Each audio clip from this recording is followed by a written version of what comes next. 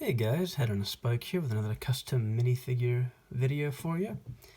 Today I'm going to be showing you how to build a custom Purist T3-M4 minifigure.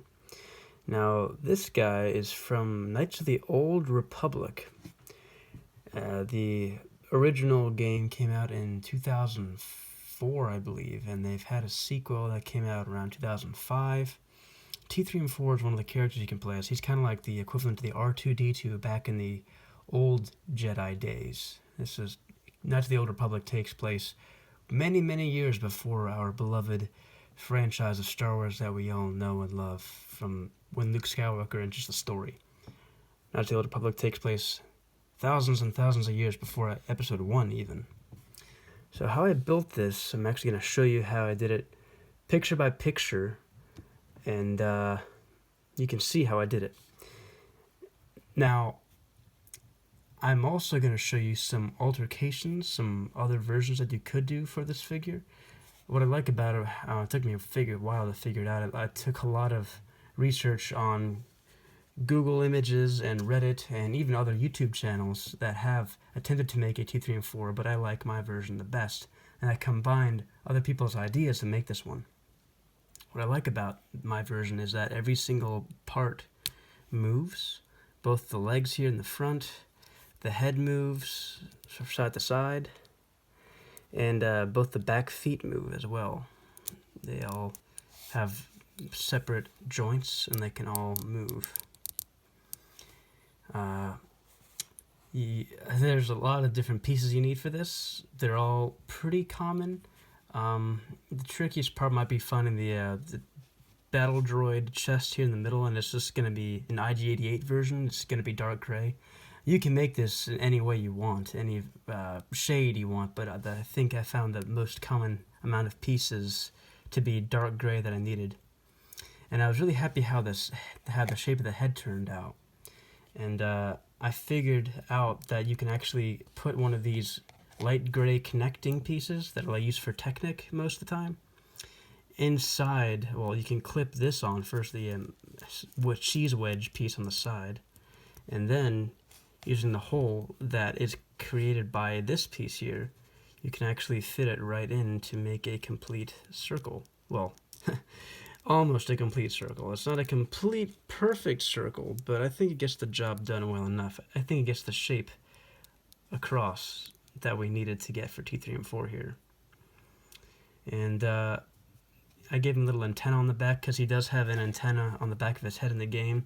You could also theoretically not have an antenna if you didn't want that, and you could just put like a flat square piece there. That's actually what I show in the piece count in the first picture because I forgot to put the antenna in the picture, but you can do that as well.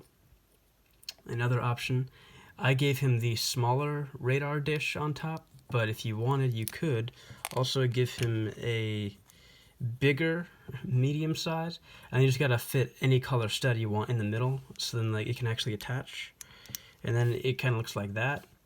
This is another option, and it does work. I'll show you how that looks with the attached. I think that works too. I think it looks a little bit bulky, so that's why I in the end went with a smaller radar dish. It's totally up to you. I think I still prefer the smaller one. We just got to take that stud off. There we go. Another thing you can do is if you don't have a flat light blue piece here, which I was surprised I found one because I think they're pretty rare. They're hard to find. If you don't have a flat one, you can easily just use a regular stud with a that's light blue, and that'll work as well too. You can just stick that on there, and that can work great. And there's a few other options I can show you on here as soon as I fix this, now that I broke it. Let's see. Oh, yes. Well, you see for the legs, let's talk about that. You can hide these squares here that are here with like some 1x1 plates, and that looks okay, I think, but it looks a little bit bulky that way. And it still kind of shows the hole there, so that's why I didn't really put that in my initial design, but it is another option. you could use if you felt like you wanted to hide it more. You also could, if you wanted to maybe kind of smooth it out, you could use a flat 1x1 square piece and kind of stick that on top there as well. But you see, the more pieces you add, I think the more bulky it gets, and it kind of gets a little bit crazy if you have too many bulky pieces, I thought. It's completely personal preference, so whatever you guys want, I would say go for it. But for me, in my own design, I think I'm going to stick with not having as many pieces as I can stick on here, just so I can kind of have a cleaner looking design. Again, it's completely personal preference. I can show you what all these extra pieces look anyway, just for fun, and so I can say that I showed you. And let me get that antenna back. This was a very long process getting this whole figure together, let me tell you. I was up days and nights trying to figure out the best way to make this thing. Alright, so here is T3-M4 with extra pieces added on like the sides and the flats on top. And that doesn't look bad. I think it looks fairly good. And you can see comparatively how big he is compared to like another figure. This is a custom pit droid I made. And he looks about the right size he is in the game. Maybe he's a little bit smaller in the game, but comparatively speaking, I think it does the job enough. I think it looks good enough. And also, if you wanted to, you could stick a gun or something on top of here to like have like a blaster on top to look like he's shooting, because he does that in the game. He attacks from his head on top. But that's gonna do it for this video. Please like and subscribe to my channel if you like this.